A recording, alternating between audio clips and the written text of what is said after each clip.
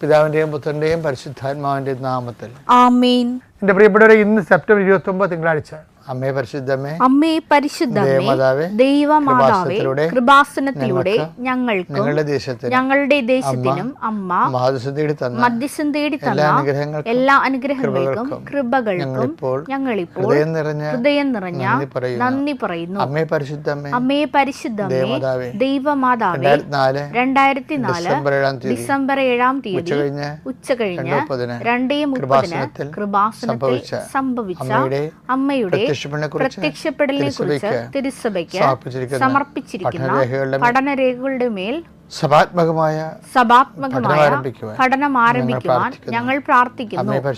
അമ്മേ പരിശുദ്ധമേ, ഭൂസ്വർലോകങ്ങളുടെ രാജ്ഞിയായ അങ്ങേയ്ക്ക് ഭൗമ സംരക്ഷണത്തിനായി പ്രപഞ്ച പ്രകൃതിയെ തന്നെ തിരുസഭ പ്രതിഷ്ഠിക്കുവാൻ ഈ പ്രത്യക്ഷീകരണം വഴി ഇടയാക്കണമേ.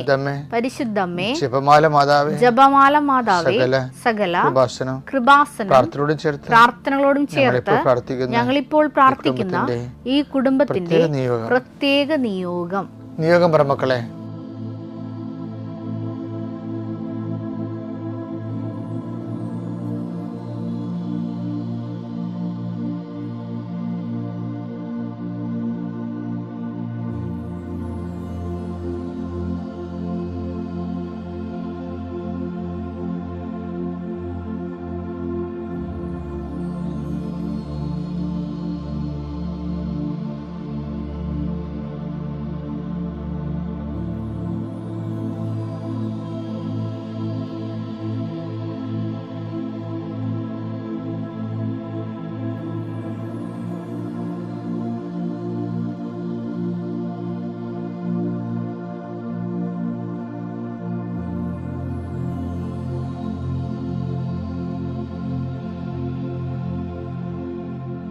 അമ്മയുടെ പ്രത്യക്ഷീകരണത്തിന്റെ ഈ അനുഗ്രഹവേളയിൽ ഞങ്ങൾക്ക് സാധിച്ചു തരുവാൻ കനിയണമേ. ആമേൻ. വിശ്വാസ പ്രമാണം. സർവശക്തനായ പിതാവും ആകാശത്തിന്റെയും ഭൂമിയുടെയും സൃഷ്ടാവുമായ ദൈവത്തിൽ ഞാൻ വിശ്വസിക്കുന്നു.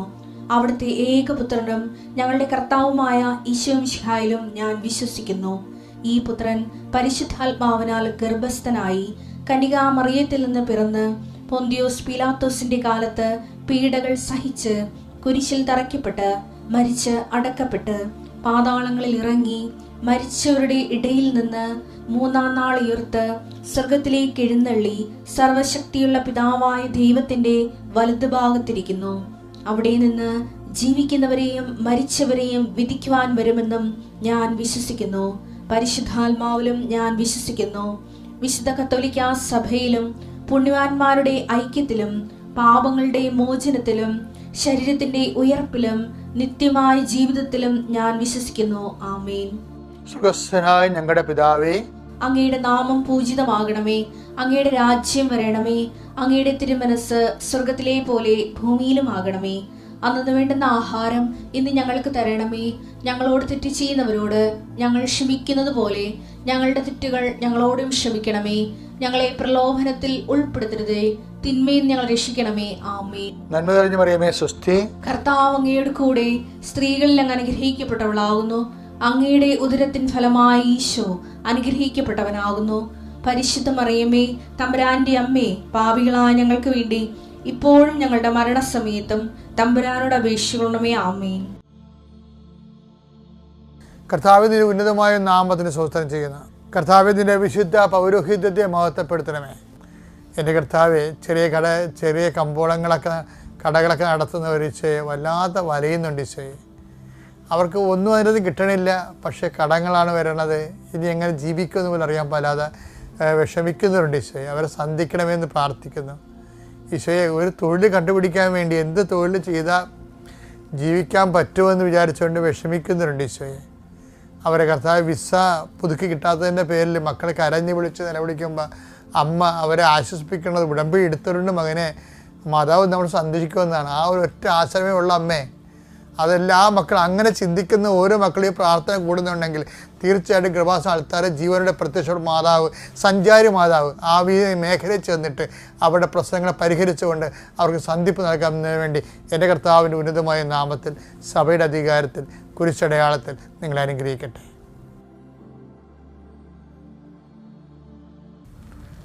ദൈവം നമ്മളോട് ഇൻട്രാക്ട് ചെയ്യുന്ന ഒരു രീതിയുണ്ട്. ദൈവത്തിന് തൻ്റെ ഭക്തനോട് ദൈവം സംസാരിക്കും. അത് നമ്മൾ ഒത്തിരിയേറെ സാക്ഷ്യങ്ങൾ കേൾക്കുന്ന. ഇപ്പം ഇന്നലെ ഒരു സാക്ഷ്യം കേട്ടത്, ഒരു കുഞ്ഞ്,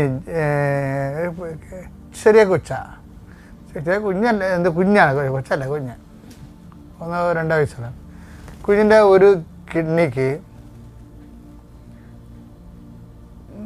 നീര് വെച്ചിരിക്കണം. അപ്പം അത് ഓപ്പറേറ്റ് ചെയ്ത് കളയണം. അപ്പം അതിനുവേണ്ടി ഇവർ കിഡ്നി പോകാതിരിക്കാൻ വേണ്ടി അമ്മ കൊച്ചിൻ്റെ ആ നീരുള്ള ഭാഗത്ത് ഉടമ്പടിത്തലം തേച്ച് വിശ്വാസപ്രമാണം ചൊല്ലി കർത്താവിൻ്റെ കരുണയ്ക്ക് ഏൽപ്പിച്ചുകൊണ്ടിരിക്കുകയാണ്. അപ്പോൾ കുഞ്ഞിൻ്റെ മേത്ത് കത്തിവെക്കണ അമ്മയ്ക്ക് സഹിക്കാൻ പറ്റത്തില്ല. അപ്പം അതിനുവേണ്ടി അവർ വിശ്വാസപൂർവ്വം ചെയ്യലാണ്. അപ്പോൾ ഇവരുടെ ഉടമ്പടി ഒരുവിധം കറക്റ്റായത് കാരണം കർത്താവ് ഇവർക്ക് ഒരു സ്വപ്ന ദർശനം കൊടുക്കും. ദർശനം കൊടുത്ത് പറയണത്, നീ ഇപ്പോൾ വലതുവശത്താണ് തൈലം തേച്ച് പ്രാർത്ഥിക്കണത്, വിശ്വാസപ്രമാണം ചൊല്ലി പ്രാർത്ഥിക്കണത്, പക്ഷെ കുഞ്ഞിൻ്റെ ഇടത് കിഡ്നിക്കാണ് കുഴപ്പമുള്ളതെന്ന് പറയും. അപ്പോൾ അങ്ങനെ ഒരു ദർശനം കിട്ടിയപ്പോൾ അവൾ സ്കാൻ ചെയ്യുന്ന ഡോക്ടറുടെ അടുത്ത് പോയി. അപ്പോൾ സ്കാൻ ചെയ്ത് നോക്കിയപ്പോൾ സ്വപ്നത്തിൽ കിട്ടിയ ദർശനം കറക്റ്റാണ്, ഇടത് കിഡ്നിക്കാണ്. പിന്നെ ഇവർ അവിടെ തൈലം തേച്ച് പ്രാർത്ഥിച്ചു. ഓപ്പറേഷൻ ഇല്ലാതെ തന്നെ ആ കുഞ്ഞ് സുഖപ്പെട്ടെന്നാണ് അമ്മയുടെ സാക്ഷ്യം എന്ന് പറയുന്നത്. അപ്പോൾ എനിക്ക് പണ്ട് മുതലേ ഉള്ള ഒരു പ്രത്യേകത എന്ന് വെച്ച് കഴിഞ്ഞാൽ, ഞാൻ മനസ്സിലാക്കിയ എന്നെ ഞാൻ ഒരു സെൽഫ് അസസ്മെൻ്റ് നടത്തിയപ്പോൾ ഞാൻ എപ്പോഴും ദൈവികമായ കാര്യങ്ങളെ അതിന് ഒത്തിരിയേറെ അതിന് ഹൃദയമാണ് കൊടുക്കുന്നത്, അല്ലാതെ തലച്ചോറല്ല കൊടുക്കുന്നത്. ദൈവികമായ കാര്യങ്ങൾ കേൾക്കുമ്പോൾ നമ്മൾ വചന ഹൃദയം കൊണ്ടാണ് മനസ്സിലാക്കണം. അപ്പോൾ ആ ഹൃദയം കൊണ്ട് മനസ്സിലാക്കുന്നവരാണ് നമ്മളെന്ന് മനസ്സിലാക്കിയ ദൈവത്തിന് നമ്മളോട് കമ്മ്യൂണിക്കേറ്റ് ചെയ്യാൻ എളുപ്പമായിരിക്കും. നമ്മൾ തല കൊണ്ട് മാത്രമാണ് ഇത് മനസ്സിലാക്കണമെന്നുണ്ടെങ്കിൽ കുറച്ച് കഴിയുമ്പോൾ കമ്മ്യൂണിക്കേഷൻ ഡ്രൈ ആയി പോകും. കാരണം ദൈവികമായ കാര്യങ്ങളൊന്നും നമ്മളുടെ ബുദ്ധിക്ക് വശംവദമാകുന്നതല്ല, ദൈവിക വിഷയങ്ങൾ. അതാണ് എൻ്റെ പ്രധാനപ്പെട്ട കാര്യം. പക്ഷെ ഹൃദയത്തിന് വശംവദമാകും ദൈവിക വിഷയങ്ങൾ.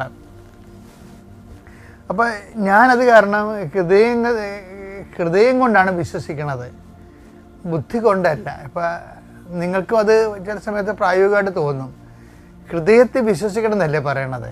റോമ 10:9. ആകയാൽ യേശു കർത്താവാണ് എന്ന് അധരം കൊണ്ട് ഏറ്റുപറയുകയും ദൈവം അവനെ മരിച്ചവരിൽ നിന്ന് ഉയർപ്പിച്ചു എന്ന് ഹൃദയത്തിൽ വിശ്വസിക്കുകയും ചെയ്താൽ. ഇവരിവിടെ ചില ശാസ്ത്രജ്ഞന്മാര്, അതായത് ആത്മീയ ശാസ്ത്രജ്ഞന്മാരെ തരികിട പറയും. എന്ന് വെച്ച് കഴിഞ്ഞാൽ ഹൃദയം എന്ന് പറയുന്നത് ഹോൾ ബോഡിയാണ്, ആനയെ കൂന എന്നൊക്കെ പറയും. അതൊക്കെ തടുതപ്പാൻ വേണ്ടി അവരുണ്ടാക്കി എടുത്തിരിക്കുന്ന സങ്കല്പ യാനങ്ങളാണ്. അതല്ല സംഭവം. ഹൃദയം എന്ന് പറയുന്നത് ദൈവത്തെ മനസ്സിലാക്കുന്നത് എന്താണ്? സ്നേഹം കൊണ്ടാണ് മനസ്സിലാക്കുന്നത്, വചനത്തെ മനസ്സിലാക്കുന്നത്. അല്ലാതെ അതിൻ്റെ അകത്ത് ലോജിക്ക്. ഇപ്പോൾ യൂറോപ്പിനൊക്കെ പറ്റിയ ഏറ്റവും വലിയ അബദ്ധമല്ലേ, വിശ്വാസത്തെ ലോജിക്ക് കൊണ്ട് മനസ്സിലാക്കും. ലോജിക്ക് വേണ്ടത് എന്തിന് എല്ലാവരും പറയും, ഇഷ്ടമില്ലാത്ത വിശ്വാസം മുടന്തനാണെന്നൊക്കെ പറയും. പക്ഷേ അതേസമയം തന്നെ നമ്മൾ വിശ്വസിക്കുന്ന പല കാര്യങ്ങൾക്കും നമ്മൾ പറയുന്ന ഒരു വരട്ട് ലോജിക്ക്, അതിൻ്റെ ആ ഉടുപ്പ് പാകമാകത്തില്ല. അതെന്താ കാര്യം? ഇപ്പം പരിശുദ്ധാത്മാവൻ മരഗർഭം ധരിച്ചു എന്ത് ലോജിക്കുണ്ടതിനകത്ത്? അത് ദൈവികമായ രഹസ്യങ്ങൾക്ക് ഹൃദയമാണ് നമ്മളവിടെ കൊടുക്കേണ്ടത്. ദൈവികമായ ഹൃദയം. അതിനെ ലോജിക്കാക്കി ശാസ്ത്രീയമാക്കാൻ വേണ്ടി വർഷങ്ങളോളം ഇങ്ങനെ മനുഷ്യൻ ശ്രമിച്ചിട്ട് അവസാനം സവാള പൊളിക്കണ പോലെ പൊളിച്ച് അവസാനം തുലിയാൻ ബഹുമാനം പറഞ്ഞിരിക്കും. അങ്ങനെയല്ല, പക്ഷെ നീ ഹൃദയം കൊണ്ടാണ് കർത്താവിൻ്റെ വചനത്തെ സ്നേഹിച്ചാണ്. എൻ്റെ കർത്താവ് എന്നോടുള്ള സ്നേഹത്താ പ്രതി അവൻ സ്റ്റാറ്റസ് ലോഞ്ച് ചെയ്തു. അപ്പോൾ കാര്യം ദൈവത്തിന് ചെയ്യാവുന്ന ഏറ്റവും വലിയ കാര്യം എന്താണ്? ഈ സ്റ്റാറ്റസ് ലോ ചെയ്യുന്നതാണ്. ഇപ്പോൾ സ്റ്റാറ്റസ് നിങ്ങളൊന്ന് അതുപോലെ കർത്താവിനെപ്പടി നമ്മളൊന്ന് സ്റ്റാറ്റസ് ലോ ചെയ്ത് നോക്കി. ഉടമ്പടിയുടെ മഹാവിജയം അതല്ലേ? എന്താ കാര്യം? ഉടമ്പടിയിൽ ഏത് കളക്ടറാണെന്ന് പറഞ്ഞാലും കൃപാസനം പത്രം 10 മനുഷ്യർക്ക് ഓട്ടോറിക്ഷക്കാർക്ക് വഴിയിലുമൊക്കെ കൊണ്ടു നടന്ന് കൊടുക്കേണ്ടി വരും. കൊടുക്കാൻ അവർ തയ്യാറാണെന്ന് നമ്മൾ ചോദിക്കും. ഇല്ലെന്നുണ്ടെങ്കിൽ അവർ വേറെ എന്തെങ്കിലും സംവിധാനം ചെയ്യാൻ പറയും. കൃപാസനം അവർക്ക് കണക്ഷൻ ഇല്ല. കൃപാസനം എന്ന് പറയുന്നത് ആരെയും മതപരിവർത്തനത്തിന് വേണ്ടി ഒരുക്കണമല്ല. ഇന്ന് വരെയൊക്കെ അറിയാം ആരെങ്കിലും നമ്മളെ ആശാപ്പെടുത്തിയിട്ടുണ്ട്, അതല്ല. പക്ഷേ ക്രിസ്തുവിനെ കൊടുക്കണം. കാരണം ക്രിസ്തു അതിന് മനുഷ്യരാശിയുടെ പൊതു അവകാശമാണ്, തറവാട്ട് സ്വത്താണ്. അപ്പം തറവാട്ട് സ്വത്ത് എല്ലാവർക്കും അവകാശപ്പെട്ടതാണത്. ക്രിസ്തു ആരെയും കടിച്ചു തിന്നാനോ വെട്ടിക്കൊല്ലാനോ ഒന്നും വരത്തില്ല. പ്രശ്നം എന്താണ്? നമ്മളുടെ എല്ലാ വിഷയവും സ്നേഹത്തിൻ്റെ പരിധി കൊണ്ടുവന്നിട്ട് മനുഷ്യൻ്റെ ടെൻഷൻ റിലീസ് ചെയ്തിട്ട് അണ്ടർസ്റ്റാൻഡിങ് ചെയ്യും. അത്യപൂർവ ദൈവാനുഭവങ്ങൾ ഇനി നിങ്ങൾക്കും സ്വന്തം. ഈ യൂട്യൂബ് ചാനൽ ഇതുവരെ സബ്സ്ക്രൈബ് ചെയ്തിട്ടില്ലെങ്കിൽ ഇപ്പോൾ തന്നെ സബ്സ്ക്രൈബ് ചെയ്യുക. ഈ വീഡിയോ ഇപ്പോൾ തന്നെ നിങ്ങളുടെ സുഹൃത്തുക്കൾക്ക് ഷെയർ ചെയ്തുകൊണ്ട് കർത്താവിൻ്റെ പ്രേക്ഷിതരാകുക.